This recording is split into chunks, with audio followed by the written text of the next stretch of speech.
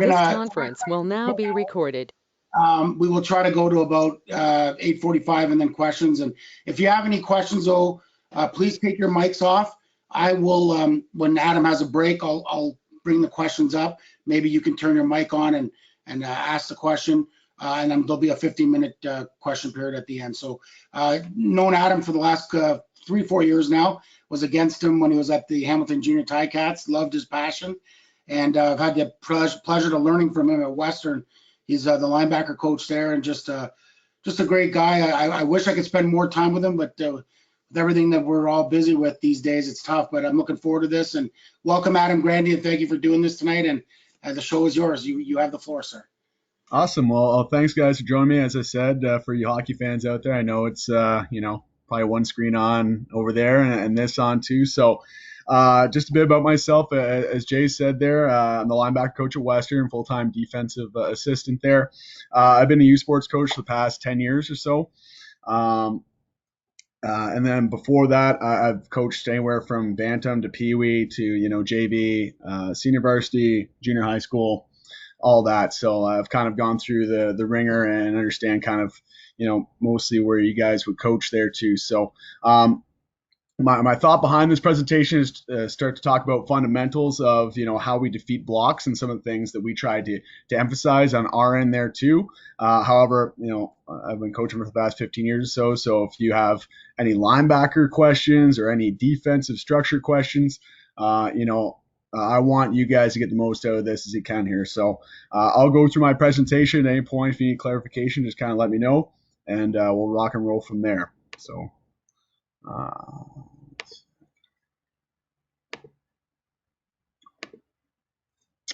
Okay, so hopefully everyone can see this here now. All right, so talking about linebacker block destruction. I kind of like the terms there because we like to be, aggressive with how we do that. You don't passively, defeat blocks there. We want to aggressively defeat blocks and then, aggressively get some good shots on ball carriers there too. Okay. So I guess we'll talk about philosophy, where it all kind of has to start from here, from the get-go. And the biggest thing that I think we try to train as coaches is their eyes. Okay, that has to be the biggest thing in understanding, what should they be looking at in particular scenarios here. And once they get their head around what they're seeing there, we spend a lot of time on our reads. Okay, it's a huge, fundamental I believe in there in terms of our linebackers understanding block structures and what they're seeing there, and helping them get to, where the ball is going before the offense can, because that's probably the best way to defeat a block is not have to deal with it. So, but at the end of the day, it starts with their eyes, what our players are seeing, and trying to develop their, vision and their specifically their peripheral vision as well to try to help them see, the bigger scope and open their scope to what they're seeing there. So it's going to start with your eyes. Okay. From there, your feet are going to follow what you're seeing. Okay, we're a big believer in this. So the next progression after, we really focus on what you're looking at. As a linebacker, we want to talk about your footwork, and we want to talk about being efficient with everything we do with our feet. We want to make sure and really stress that we don't want to be taking false steps initially. Okay, I'm a big believer in that a slow read is better than a wrong read. Okay, and that, like, we don't want to put ourselves to take steps that person out of position to make a play and then making it easier for angles of offensive linemen or offensive blockers to block us there. Okay, so a slow read's better than a wrong read, and then we're going to read slow, but we're going to react fast. Okay, as soon as we see it. Okay, so it goes from our eyes, our feet are going to follow our eyes. Okay, and like I said, if we're doing our jobs right and we read the play effectively and we're not taking any false steps, a lot of times we're there before, we're dealing with the blocker and, we're in the backfield making plays. Okay, and that's ideally, the level we want to be at. Okay, however, once we get, the offensive guys are coached too. Okay, and there's some good players on the offensive side, and and X is going to be responsible for the O if you get to the clipboard there. So when we do come to engaging with the blocker, I think it's very important the use of your hands, and specifically where we'll talk about the placement we want to go with our hands there. But when we're using our hands, we want to be aggressive with that, and we want to be delivering a blow and be the aggressor in it. Because oftentimes when we're dealing with offensive blockers, we're going to be giving up some weight there. Okay, so it's got to be an aggressive punch that we're dealing with to get them off us, and then spend as little time as possible when we get to the ball carrier. Okay, so our use of our hands is going to be very important in everything we do here. Okay, obviously most blockers are going to be taught to aim for your chest. Okay, so a lot of the stuff we want to be doing is try to protect that chest and try to give them as little surface area as possible to hit when they're coming to block us as well there too. Okay, so at the end of the day, I stole this quote from someone. I'm sure they stole it from someone else down the road there too. So it's not a sin to get blocked, but it is a sin to stay blocked. Okay, so we want to, even if we engage with the guy, we want to make sure we get off the block and we're constantly pursuing the football, trying to get to the ball carrier and be as physical as possible in all aspects of that. Okay. So, I've been very fortunate in the group of guys I've been able to coach both at the minor level and at the university level of guys that have gone on to get drafted or play in the pros there too. And everyone is different with how they take on blocks. Okay. And it's effective for them. Okay. So, for example, John Rush was awesome at taking on offensive linemen. Okay, probably of all the linebackers I've coached in my time, I had the heaviest hands, and I could probably put together a highlight film of him leveling offensive linemen. That was just something he had a special talent for, had great feet for, and was strong enough to do it. Curtis Newton was kind of a jack of all trades, so he could do that, tough as nails type of player, but he was also elusive enough at times to keep the offensive guys guessing as to how he was going to approach them, and always found the ball carrier. Okay, Luke Corral, very slippery guy. Again, always found the ball carrier, but he had his own kind of style too. Wasn't point of attack as physical, but he would slip blocks and be able to make plays. Okay, Job, we kind of joke about Job would do the juggernaut run through guys, a big strong kid, but used his hands very well. And once he got his hands on blockers, was able to control them and shed them very good. And then Miles, who just got drafted by the Hamilton Tiger Cats, was our starting middle backer in 2019. Also a very heavy-handed player, as we'll see in some of the clips I'm about to show there too. But the big thing is, and you shouldn't coach your linebackers or defensive guys as all as the same person. Okay, what we want to do is give them a variety of tools, and then within that, they'll figure out what works best for them. I'll give recommendations as to what I think is probably your best bet to defeat this block, but at the end of the day, they get a feel for what's working for them. So it's our job as coaches is to kind of give them the options to help them succeed. Because at the end of the day, all five of these guys are a bit different with how they handle things. Some similarities in some of them, but they're all different with what their kind of go-to, how to defeat blocks were. Okay. So when I relate or talk about the toolbox, these are the things I'll be talking about within the presentation.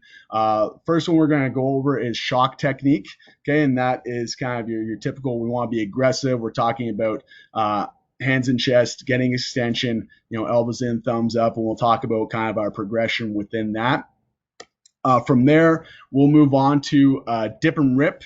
And also what accompanies the dip and rip is the arm over. Some guys just prefer going arm over, but a lot of the footwork is going to be pretty similar within that. And then dip and rip, like I said, I'll get into kind of the nitty gritty once we get into this here. Okay. Freeze step. Okay. So freeze step is a bit more for an elusive guy. Trying to use a bit of misdirection, making the offense think we're going one way when we're going to retrace and counter and go the other way.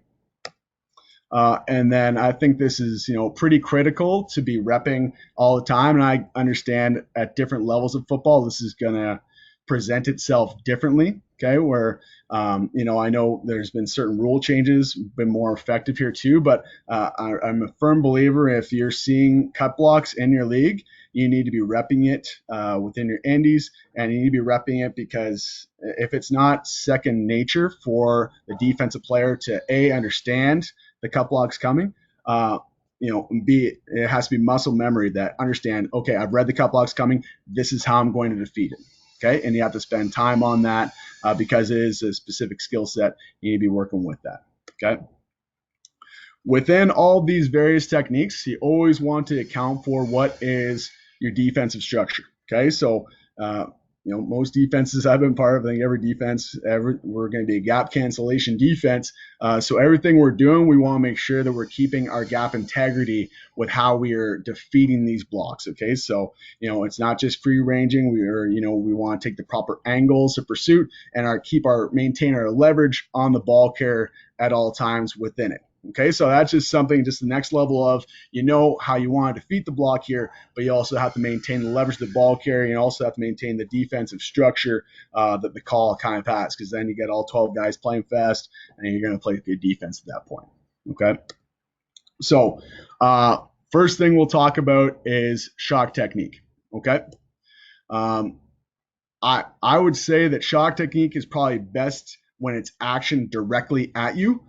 Okay, so it's action directly at you. So I got a blocker climbing right at me right now, and that's my gap responsible for. I want to be able to take the space out of that and create it so I'm either going to make the tackle or I've eliminated the amount of space the ball carrier can run through so that one of my other teammates can make the tackle there. Okay, I think it's a great technique for that.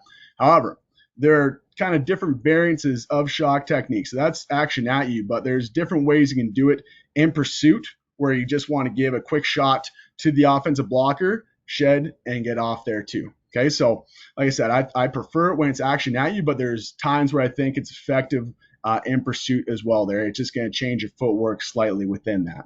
Okay, biggest thing that we need to think about is we need to be the aggressor with the collision. Okay, we need to be the aggressor with the collision. We're not catching that. We're going to punch the offensive player there, okay, with our hands. Okay, and we want to be aggressive within that. Okay, a lot of times when we drill this, I'll really try to emphasize to the guys, like, it's not a push. You're not pushing them, you're not blocking them. Like, this is a hard punch. Like, we want to, that's why I put the name in there, shock the offensive guy. So he's like, oh, he's stunned. He's stunned by what has happened there, with the hit. Because as I mentioned earlier, a lot of times we're giving up some weight here, so we need to use our speed and our explosiveness when we're dealing with this technique and when we're dealing with taking on offensive players. Okay, so as I talked about, we want to deliver a blow, be the aggressor within that. Okay, this is a big thing we really try to emphasize as well in terms of where are your feet when you're taking on this blocker. Okay, because I'll show you some clips here where we did a poor job of it, and I'll show you some clips where we did a good job of it as well. But the biggest thing is your inside foot to your gap side needs to be on the ground the same time that you're making contact with the offensive player. Okay, if you have that, then a lot of things are going to go well for you. Okay, where you get lost is where you might have your other foot up.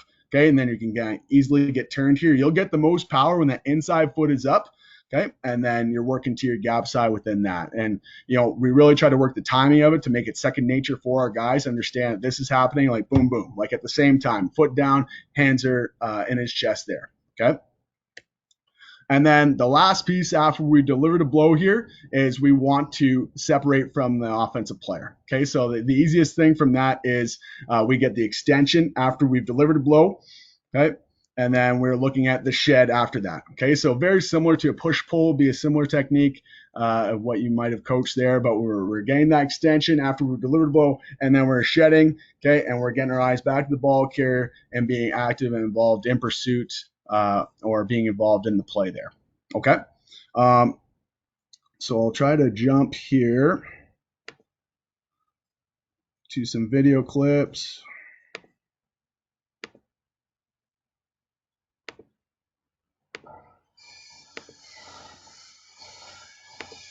Okay. Hopefully everyone can see that right now. So we'll focus here on our middle linebacker here. So our middle linebacker, number 9, Miles Manalo, and him's demonstrating, a great example of shock technique. Okay. So we're playing against Carleton.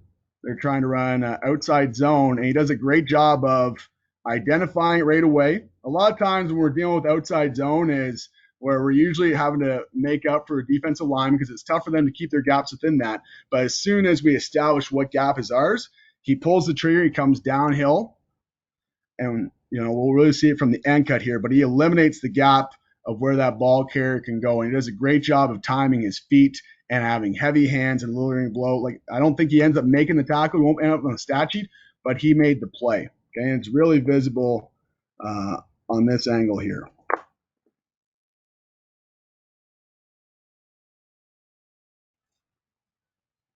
Okay, ball snap. He sees where he has to get to. Great job of initiating the contact. His feet are in the ground. Okay, inside foot is up as he's delivering the shot here, and then he ends up getting extension. Okay, it's a great play there.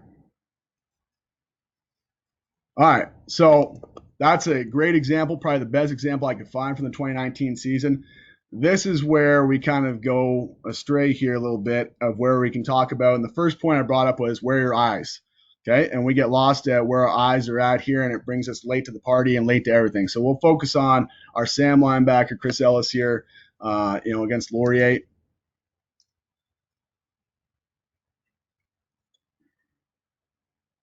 Try to speed this up through the freeze stuff.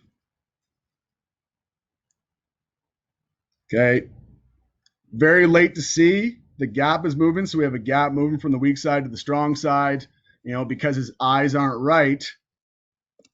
Okay, so we're looking at 25 here. His eyes aren't right. Start of the play, doesn't realize where his keys need to be in terms of, we got a gap moving from the weak side to the strong side. He's late to see it.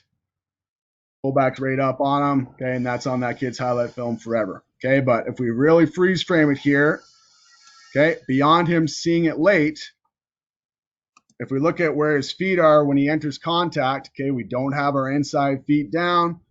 Right, we're definitely not delivering a shot there.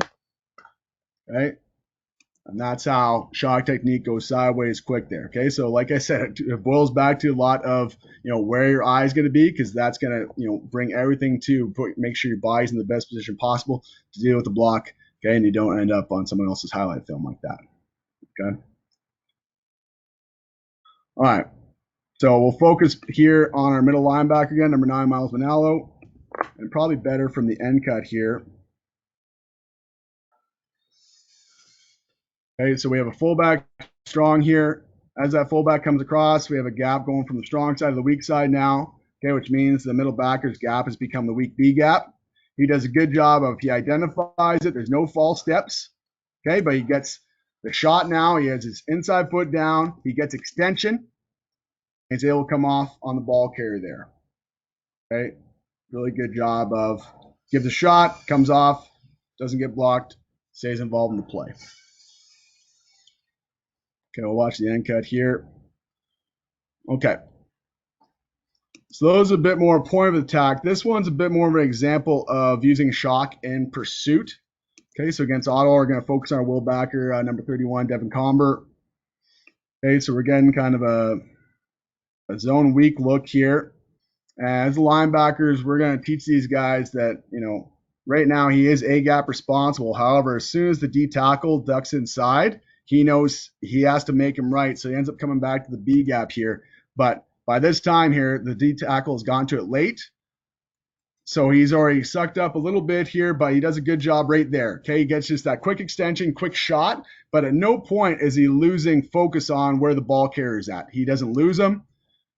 He does a good job gets the extension. We get a great job from our overhang boundary half, adding back into the play. But that's just, again, it's not as direct at us. Okay, but this is still an example of what we would say shock technique, just with getting extension in our hands on a blocker here.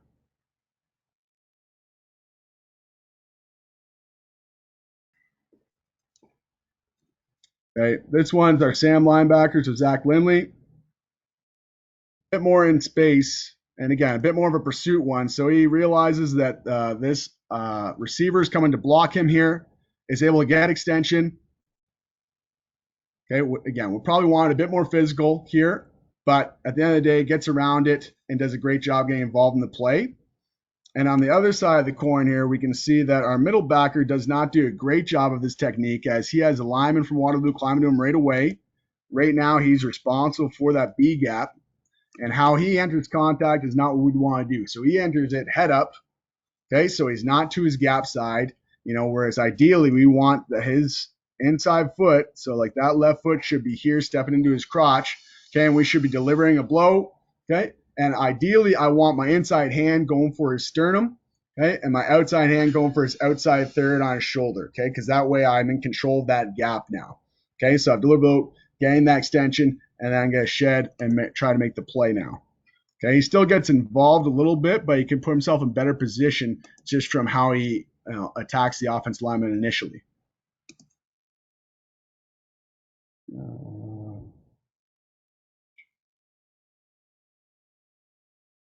Okay. So this one, focusing on, if I got the right clip here. So focusing on our middle linebacker, number 9. Okay, we're getting an RPO look from McMaster, which is a bit difficult, but we ask our linebackers to slow read based on the defensive call. So we have the offensive tackle is climbing right to us. He does a good job of delivers a blow right there. Okay, his feet probably would want, again, his foot should be more here as opposed to here, but does a good job of doesn't lose sight of the ball carrier, delivers a blow, gets extension. Okay, puts himself in a position where he doesn't get blocked by the center, and then ultimately he's involved in the tackle here. Right. This is going back to 2018, so I can't take credit for these. Coach Kaiser was coaching the linebackers at Western at this point here, but he had some good guys here. So we'll focus on number 44, Phil Dion, middle linebacker. Again, using the shock technique. Great job of, okay, no fall steps initially, so he sees the puller right now for McMaster. He understands that the blocking scheme is going to work. The offensive tackle is going to climb to him, but he's able to deliver a shot here and sheds him and is involved in the play a little bit.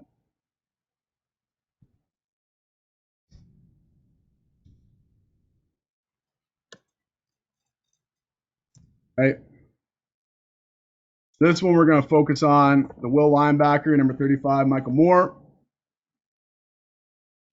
Okay, so we're running like a power, McMaster's running a power flip here. First thing I notice is there's 0 fall steps from this will linebacker. He sees it right away and knows when we get two pullers coming, which we get in this system here, that play side linebacker there is going to, you have to take it on. Okay, so there's different ways we can do that.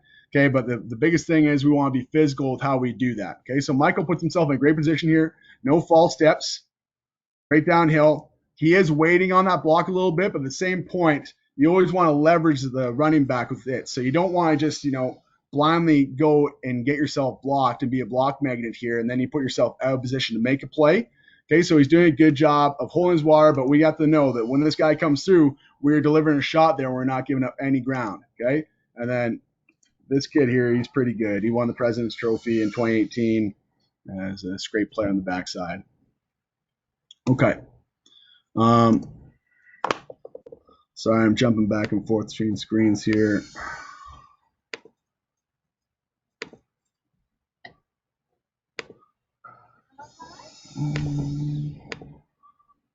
Okay, so those are some examples of shock technique there.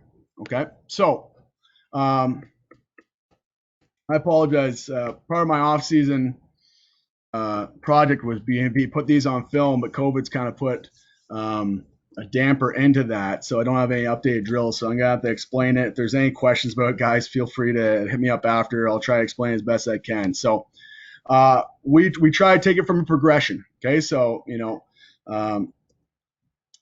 we just start in partners, just on our knees, and we're really focusing on we want the hip explosion coming up, and then delivering a shot. Okay, so my elbows are in, my thumbs are up, I'm delivering a shot there. Okay, so you can do it just in partners with shoulder pads on. If you want the one guy holding a shield, you can do that, or you can just do this from a sled as well. Okay, so there's a lot of different progressions based on what you have there. But at the end of the day, we want to get them just being comfortable firing their hands and then getting that hip launch within that as well. Okay, so that's going to be the first step, is just being comfortable with that. From there, we'll get them up on their feet, and then same progression of, you can have it in partners with the guy holding just a no hand shield, just shoulder pads, or a sled. You can even use goalposts, guys. Like I get that not everyone has a lot of bodies at practice. Not everyone has, that necessary equipment at practice there too. But we want to make sure that we're no longer going from our knees. We're on our feet, and we want to take the appropriate steps with this. Okay, so really emphasizing inside foot down at the same time that our hands are hitting, and really emphasizing our hand placement of thumbs up, elbows in. If I'm working a gap side there, which I should be for the most part, my inside hand is going for sternum. My outside hand is going for the outside shoulder or shoulder pad. Okay, and then just working both left and right within that. Okay, the drill wouldn't be too far apart to start. It would just be about a yard apart, maybe 2 yards just to account for the step there. But just to get the guys comfortable of this is the distance that I need to be executing this. And that's going to change for certain guys. If they have longer arms, that's going to be a different distance for them. So it's all part of trying to figure out what works within, their framework as well. Okay. And then after we get comfortable with that, we'll back them off to 5 yards.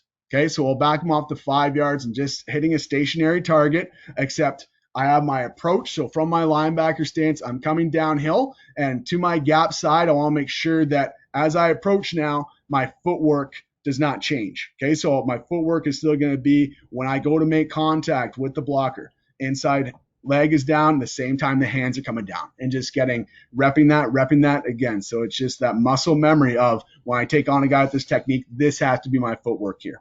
Okay, so we try to just take it one step at a time, scaffold a little bit with go from the knees to your feet, and then get an approach. And then, as that happens, then again, those are just the things we do. Emphasize with that, and those are the things you can use it on. Like I said, ideally you use it with a partner, okay? But if you don't have that, that's fine. You can use it with a sled. If you don't have that, you can use it with the goalpost. Most football fields have goalposts, so you can just use that, okay? And then if you want to then progress this, if you feel your guys are getting good enough within this, then you add the finish piece, okay? So after we've had the approach piece where we're 5 yards off, we're at a faster tempo now, we're delivering the shock technique, and then we can incorporate a ball carrier. Okay, we incorporate a ball carrier where we're shock, shed, and we're going to be inside out for the most part as linebackers, and you can incorporate a tackling drill within that, or some sort of other visual key, because we don't want to be so blinders onto the blocker when we're taking on blocks. Okay, as you saw in some of those clips there, some guys did a great job of still identifying where the ball carrier was as they defeat the blocks. Okay, and that's ideally where you want to get to, and we want to spend as little time as possible defeating the block because we want to get to the ball carrier. Okay, so that would be just your general progression. Again, I apologize I don't have the video clips to go along with this, guys, but that's kind of our progression when we go to teach that specific technique. Okay, so moving on to dip and rip and arm over. Okay. I would usually recommend these to defeat these when you're in pursuit. Okay, so you're a backside player or you're a cutback player. However, I've coached guys where this is just kind of their go-to at point of attack. Okay, it's not for everyone. You do risk if you're not fast enough or quick enough with this, that offensive lineman can wash you. Okay, because it doesn't carry that physical piece that the shock technique does, where you eliminate air. However, if you can execute this at the point of attack, you're probably making TFLs. Okay, but again, that's not for everyone there. You have to kind of figure out what's within your players' abilities there. Okay. The biggest thing, as I said, because this is a pursuit piece here, we always want to keep leverage on the ball carrier. Okay, and that's where we should be focusing on, is that close up of the ball carrier there at all times. Okay, and then once the offensive lineman climbs to us or the blocker climbs to us, we want to spend as little time as possible. Okay, so whether it be a dip and rip where we're turning our shoulders, we want to really emphasize getting our arm as low as possible, give them zero surface area to hit. Okay, because like I said at the beginning, they're aiming for your chest. We want to give them zero surface area to hit that. Okay, and just like I talked about there. And then the big piece here too is after we defeat this block with a dip and rip, we want to get square as fast as possible, because A, that guy's going to keep on trying to block us. So if we're square, we're able to be more physical with that. But B, we want to deal with the ball carrier. Okay, and we're best off when we're squared up, able to do that. Okay, the same progression would be had with arm over. Is instead of dip and rip where you're skimming across the block here, we're now still turning our shoulder pad sideways, but just our arms are coming over of where their arms are. Okay, it's a personal preference thing. Some guys feel a bit more comfortable with it. Probably the taller guys would feel a bit more comfortable with it, but dip and rip, I think, is a pretty good one, and pretty universal, because there's some translatable skills once you get into pass rush as well there. Okay, so I'll show you some examples here.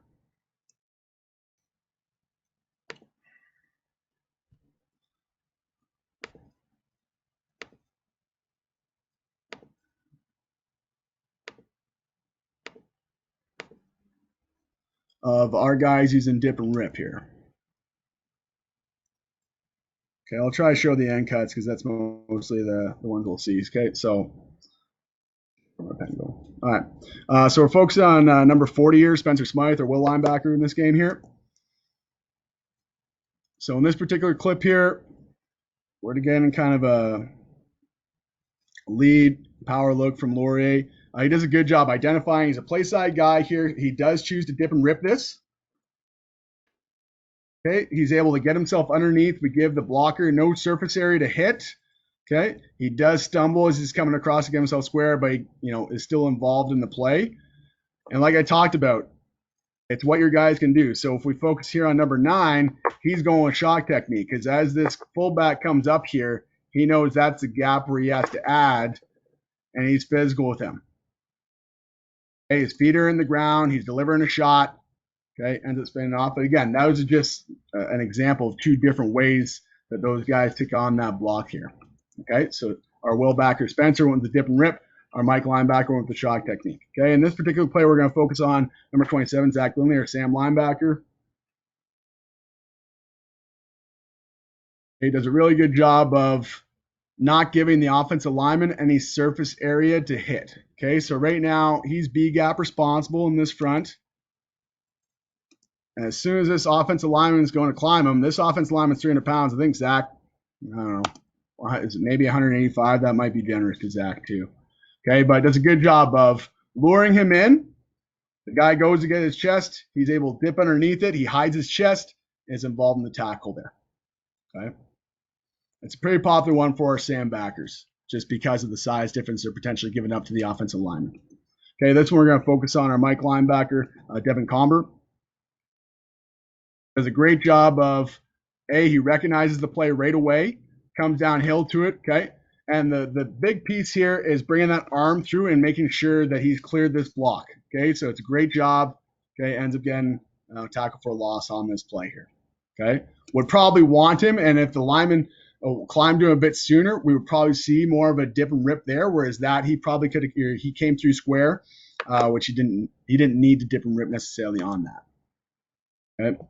So here we're going to focus back on number 27, our Sam linebacker. They're adding receivers in. So as the receivers add, he's going to be gap responsible. And he does a good job of, again, not giving up any surface area for the receiver to hit him. And he's able to knife underneath that. Okay, and the receiver ends up missing his block on him. Okay, another example, number 27, Zach Lindley. Okay, offensive lineman goes to climb to him, does a great job of, he gets lower than him right now. You can see his pad level. He brings his arm through and finishes the rip. Okay, and ends up adding in on the tackle. Okay, and then again, what can your guys do? Okay, so our Mike linebacker here chose to go with shock technique. Okay, so we get that extension. Okay, his inside foot should probably be down more. The only thing I'd say to Miles is let's shed that a bit sooner now. Okay, so as soon as we get that extension, shed and get involved in the tackle now should be the next coaching points, the next progressions there.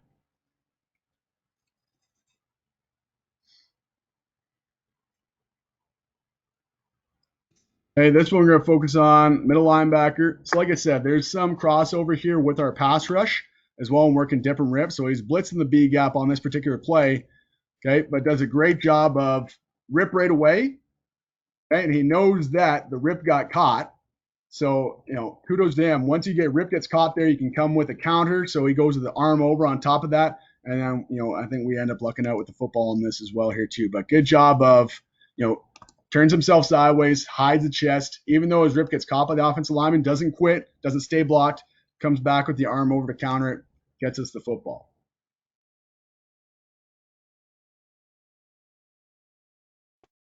Okay, so we've seen a lot of different rips. Okay, so Michael Moore right now is going to show an example of arm over. Okay, so a lot of it's the same thing in terms of hiding his chest. Okay, so he gets to an arm over as opposed to a dip and rip, which is fine. Okay, but the great thing is at no point does he lose leverage of the back, at no point does he lose sight of the back. Okay, he spends no time with the guy who's responsible to block him and makes a great play. Okay, we're focusing on Spencer Smythe, our middle linebacker in this play here. Okay, so again, we talked about different rip being a pursuit play here. Okay, so does a good job of number 66 is trying to climb to him. Okay, I would say he needs to do a better job with this finish piece now. Okay, but in terms of defeating that block, that's what we want to see. Okay, and that's why we emphasize as soon as you beat the block square, okay, back to tracking the ball carrier, okay, get a finish. Okay, this one we'll focus on number 44, Phil Diom. Okay, great job recognizing. Okay, so no false steps on his part here. Recognizes a puller. Okay, it comes downhill, and you could argue this might be more in the shock phase as well here too, because it's action at him, and he's doing a great job getting his inside foot down as well here too. So it's kind of a mix in between. Is this a dip and rip? Is it a shock? Okay, but the important thing is it's aggressive, it's physical, and it cleans things up for our backside linebacker to make a great play.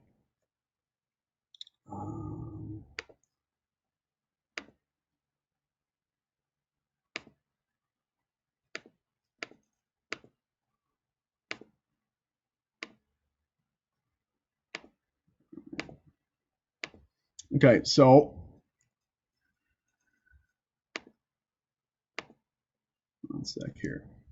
Okay, so we talked about, okay, so how we drill it, same type of progression is that we would start this off with partners, okay, and we're just going to be close apart, and all we're going to do is work it across the body, working our dip and rip across his body and then get square as fast as possible.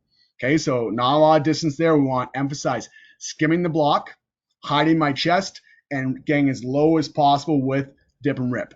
Okay, and then if we're doing arm over, I'll ask the offensive guys to have your arms out so we can work the arm over. So we're swiping at those arms as we come across there, and then same thing, we're getting square as fast as possible. Okay, from there we'll add the movement and distance piece. So we'll actually offset them by 5 yards. Okay, so 5 yards apart, and then I'll have the linebacker be 5 yards inside. And what we'll do is we'll have the offensive guys climb, just go straight at the linebackers there. And as that's happening, we're going to scrape, and then we're going to execute the dip and rip or arm over, and then get square as fast as possible. Okay, and then the same thing. If you don't have a lot of guys that practice there, sleds is a great thing for this as well. Or you just easily do this with goalposts as well there too. Skim the goalpost, get square as possible, and then the extra piece, add a ball carrier. Okay, if you even want to, you can just point a direction of which way you want them to escape once they've engaged with the blocker there as well. Sometimes I'll even just give them a visual key. So I might just put a number up and have them say the number, so I know that right now they're focusing on me and not just blinders on the blocker there at that point. So just adding those progressions, making them develop their eyes and their vision, and that's just how we're trying to help develop their skills within that. Okay. Free step. So same thing, can be used at the point of attack or in pursuit. Also can be used in pressures as well. So what we're trying to do here is just trying to avoid the blocker completely. Okay, by influence him that we're potentially stepping one way and then coming back the other way with this as well. Okay. I would say when you're doing this in the run game specifically, you really got to be aware of where the ball carrier is in proximity, because if you're doing this and the ball carrier is right behind the blocker, it's going to pop just because he's taking that step out is taking you out of position likely and taking you out of your gap as well there. Okay. So I'll show you a couple examples of free step here.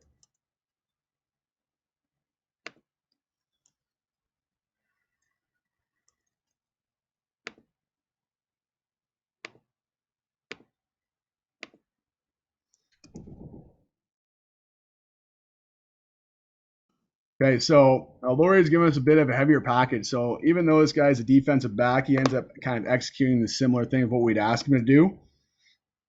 And he's actually added in, he's gap responsible. So he's essentially playing linebacker on this. Okay, so same guy, number 30 here, cleaned out 25 earlier in the cut up I showed here. Big dude, big Osai. Guy's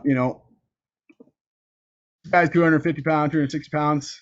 Sally's 180, maybe.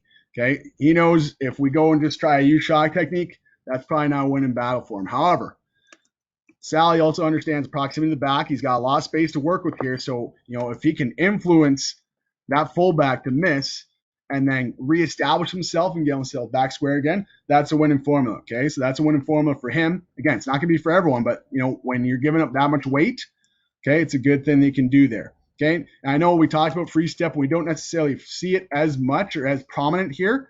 Okay, but at the end of the day, he ends up making the blocker here miss and puts himself back in position to make the play. Okay, and we get great pursuit inside from our LB as well there. This one, we're going to focus on our Sam linebacker, number 25 here. Okay, so Queens' fullback here is going to come up to block him, and just kind of how he deals with him. Okay, just takes that one step. That one check step is enough to get that guy, out of control, and then allows Chris. And I like here too that he just uses his hands after he makes that step and gets himself back involved with the play as well.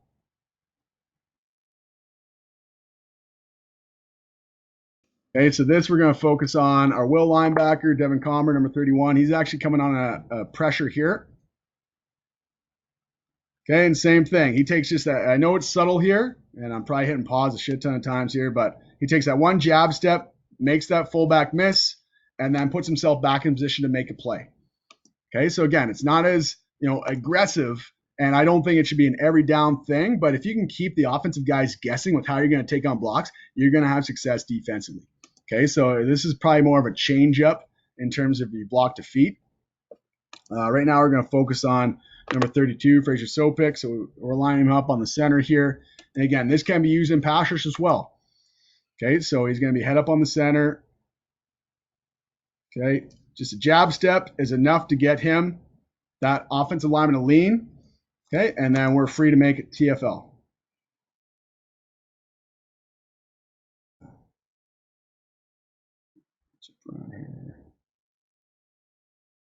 Okay, so again, looking at number 32, Fraser Sopik, he's got action at him as Laurie is running like a superpower or whatever. We got fullback and two pullers. Okay, he's able to make the first guy miss, so 54 is responsible for blocking him. He takes a jab step, comes back inside. To be honest, it's even tough to see how he made the second guy miss, but again, he's pretty good there. And here is an example. And I can probably relate this to, a good way to defeat cut blocks potentially in your pass rush as well is from our will linebacker here, Devin Comber on a pressure. Running back goes to cut him. He's taking a quick step to avoid it. It's a great completion, great throw by Carlton here. Okay, but, we really just want to focus on us beating this block here, which does a good job. Step around it. Okay, when we affect the throw. Okay. Sorry, I know I'm running short on time here, guys. I think this is the last one here.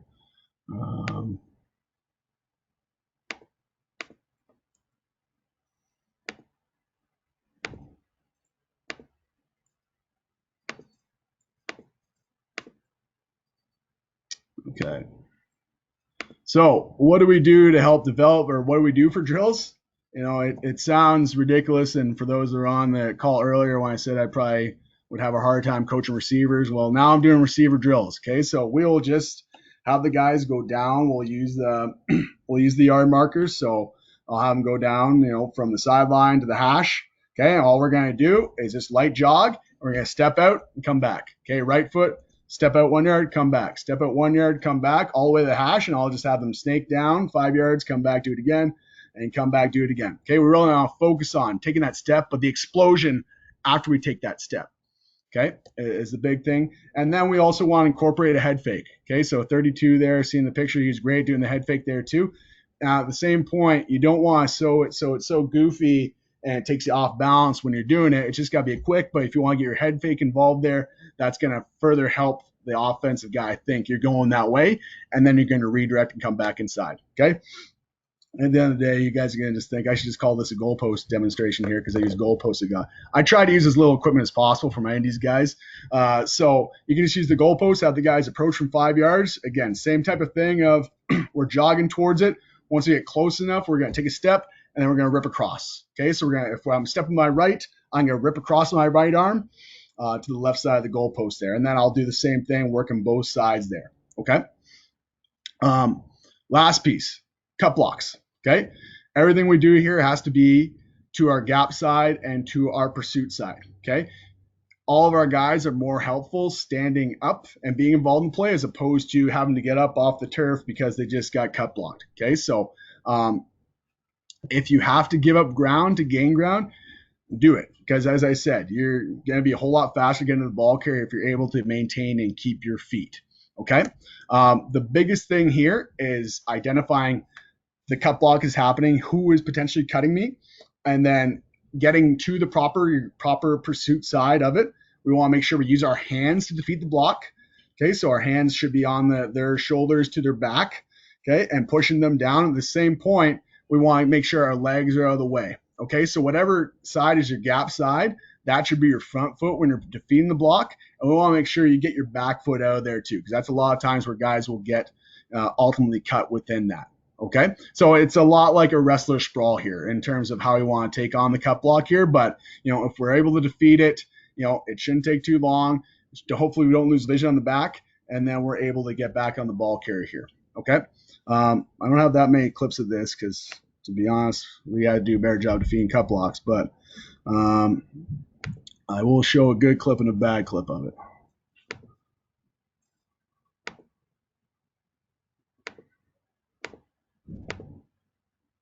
Okay, so we're going to focus here on number 9 here, our middle linebacker.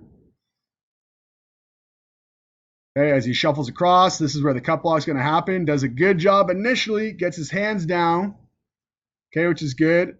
However, he does not fail to get that back leg out of it, and that's ultimately what causes him to get cut. Okay, he still gets himself up, which is great.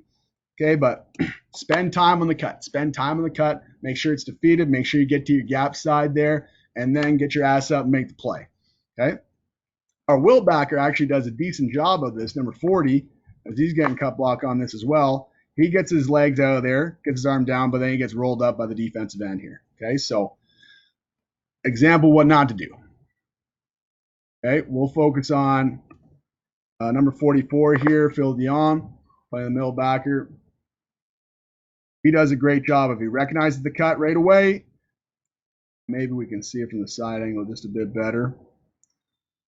Identifies the cut, defeats it, gets himself involved in the tackle here. Okay, so looking right there, gets off there, gets himself involved in the tackle. Okay, and that's ideally what you want to have happen when you're defeating a cut there. Okay, stop.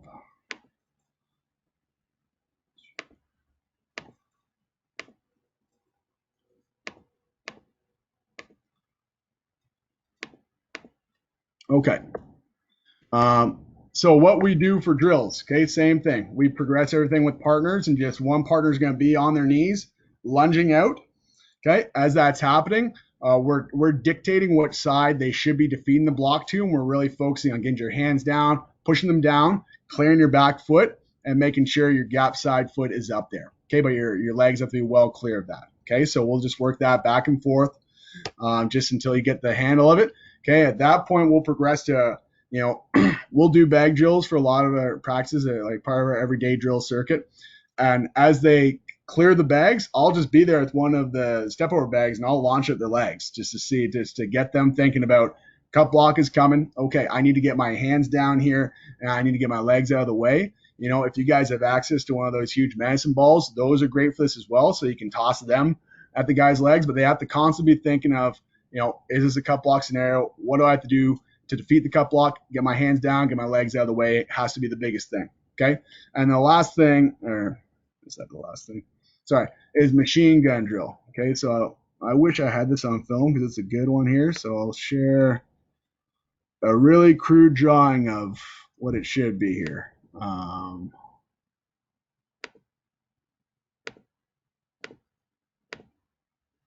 Hopefully everyone can see that.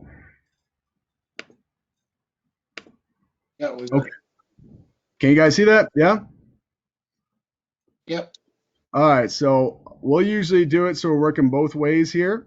With linebacker this way, and then we'll have a blocker set up here, a blocker set up here, probably about 5 yards, 5 by 5 away, and then a ball carrier set up here. Same type of relationship, 5 yards, 5 yards, 5 yards.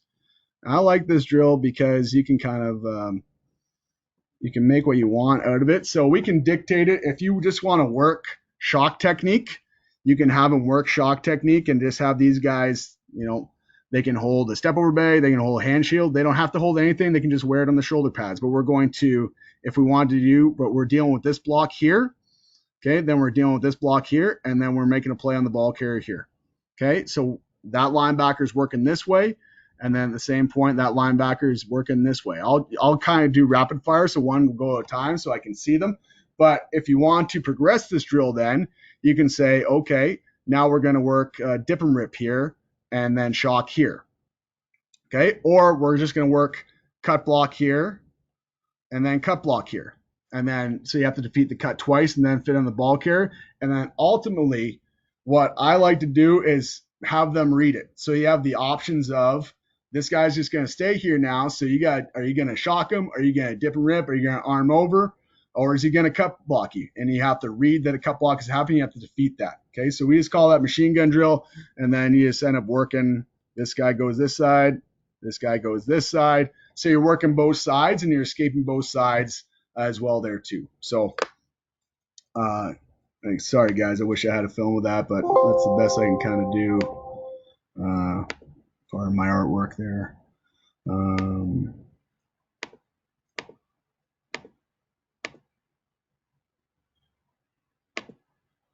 And at the end of the day, guys, when you're dealing with cut blocks, at some point, I think you got to do it live against each other, and whether that be just linebackers against linebackers, defensive guys.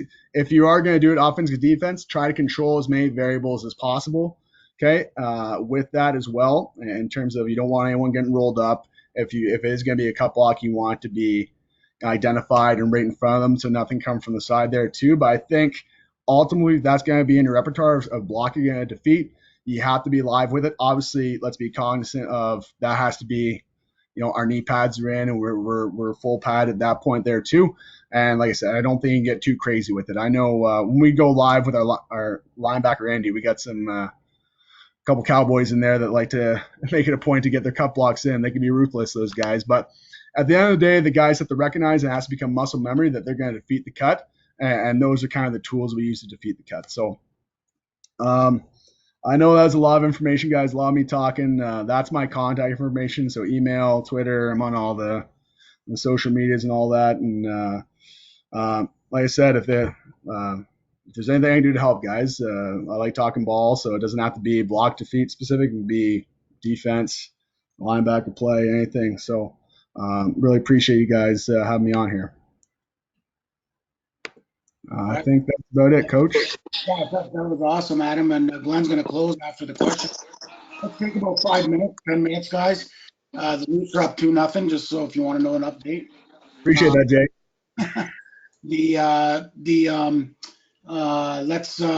Let's open it up for questions, guys. Just shoot away. And Adam, thank you. That was a great presentation. Actually, I have one quick question, Adam. What do you look for when you're recruiting in a linebacker? I mean, obviously at the youth level, it's one thing.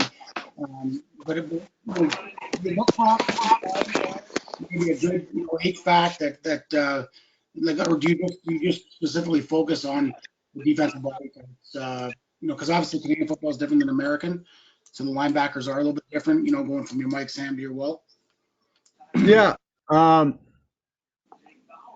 Sorry, you kind of get cut off a little bit there with it, but sorry, you want me to talk about all three linebacker spots or just in general what I'm looking for? In general, what you're looking for, in general. Okay, in general, when I go to watch a summer game or a high school game, guys that are active around the football. Like, I think that's a big thing. Ideally, if a guy is 6'3", 250, that's awesome too, or whatever, but that's not around there. But a guy who's around the football, that's huge. Okay, so that's a big thing for me. A guy being active with the football that tells me he knows how to read the game well, which is going to be, huge for going to the next level. So that's the first thing I look for. The second thing I'd say I look for is there has to be a physicality piece there. And by physicality, I mean I like to see guys that finish their tackles on a win. What I mean by that is when they hit the guy, they're going down. Not that I'm being dragged forward if I'm the tackler. is I want to see guys that are squared up and finish on wins. Okay, because to be honest, I'm seeing that less and less recently, which is not a fun thing there. And those are probably the biggest things. Like obviously, if I can see a burst or acceleration piece, those are huge things as well there too. But I would say a guy's around the ball and the guy that demonstrates physicality, those are huge, big check marks that if a guy can demonstrate that bodes well for his recruitment. Awesome. Okay, guys, the floor is open. Hey, Coach, I got a question. If you talked earlier about cutbacks, and so if you defeat your block and then you have a cutback or a change of direction, and the flow of the play is now moving away from you, do you coach your linebackers to pursue that backside underneath or over top? And could you just talk about some of the pros and cons of either? Yeah, I would say I'm trying to think of a scenario where I'd want him to go underneath. For the most part, we want to go over top of blocks when we're dealing with cutback there, just because if we go underneath it, that in itself creates a seam. Now, the positives to it, and the thing I'll always kind of give the caveat to the guys is, like, if you do that, you got to make the play. Because some guys feel confident they can do that. If they can undercut that and make the play, that's great. I never want to take away from a player that feels he can make a special play. Now, I'll be the first one home accountable when he doesn't, or if he doesn't, and say, okay, we need to do things this way here. But I think in terms of your cutback players are going to be better when they are going over top of stuff in general, because that's going to naturally lead to your better pursuit angles. Ultimately within that is how that would fit. So I'd say for the most part, we're going over the top on when we're backsides there. Yeah. I say the same thing too. Yeah. If you're going to go underneath, you better make it. That's it. Like, same thing. If you want to freelance your gaps, you make the play, man. So it's Jimmy's and Joe's that win this game, guys, not us.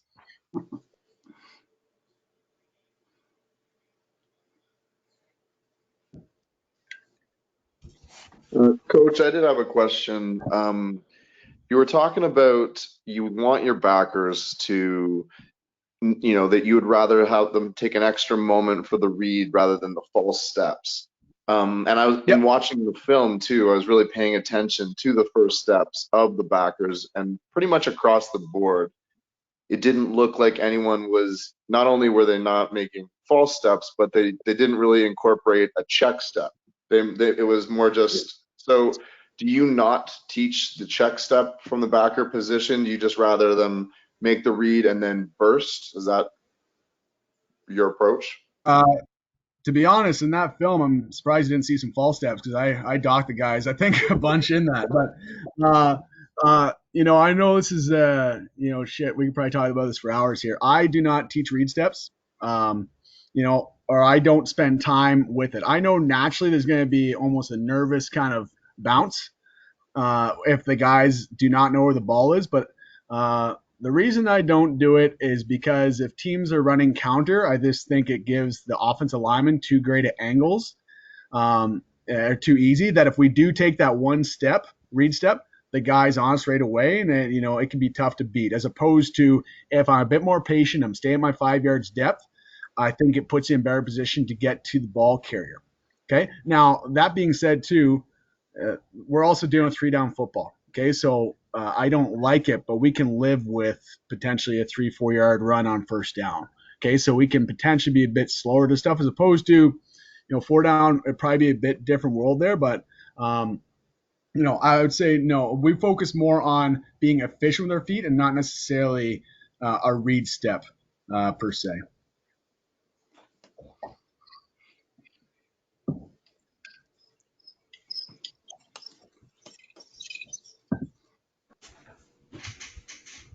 Anybody else? Glenn, do you want to? Again, Adam, thank you. You know what, Adam? Just on behalf of the OPFL Coach Development Series, I want to thank you. Great presentation, lots of knowledge, and I want to wish you. Hopefully, you guys get to play this year, and I want to wish you guys all the best, bud. I appreciate that, Glenn, and thanks so much, everyone, for joining me. hopefully looking forward to football again soon. All right, well, thank you guys. Well, have a good night. Enjoy the game, and we'll see you next Tuesday night. Thank you. Thanks, guys. Okay. Have a great night. Thanks, Coach. Good night. Thanks a lot, Coach.